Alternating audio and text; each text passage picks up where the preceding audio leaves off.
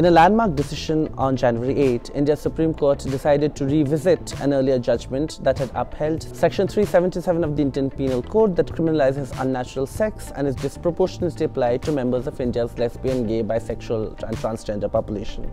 The Supreme Court said that it was open to reconsidering its 2013 verdict, where it had asked the government to bring a law, but it said that Section 377 of the Indian Penal Code was valid.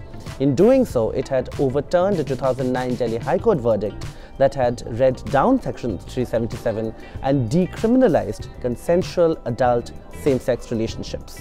The Supreme Court's decision was a landmark point in India's fight for equal rights for LGBT people. However, the ways in which we talk about this population and Section 377 continue to be inaccurate and in many cases plain wrong. Let's begin with the basics. Many people continue to call gay people gay. This is not just grammatically wrong, it's also insulting. First things first, not every person who identifies within the LGBT spectrum is gay. They are lesbian, bisexual, transgender, many people are asexual. Secondly, gay people are also people. They are engineers, doctors, they are clerks, they are journalists, they are people just like you and me. There is much more to their lives than them just being gay. Another question that members of the LGBT community are often asked is, we are fine with you doing it in private, but do you have to flaunt it?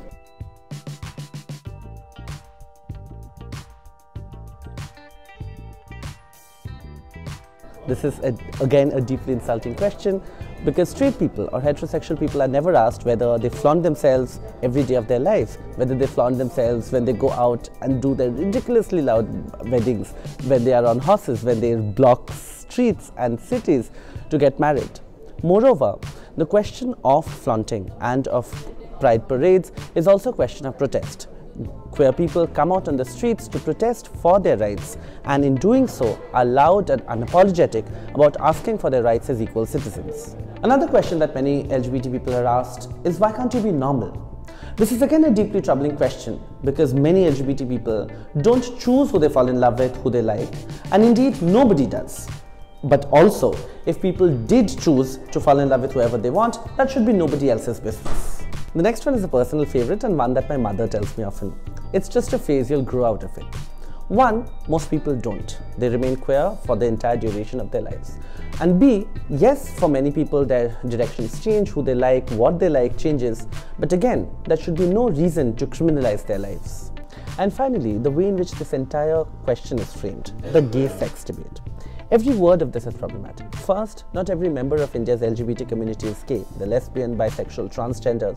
There are even people called asexuals who don't want sex. B, the question of sex is important to every one of our lives. But this is not something that can be singled out for the LGBT community.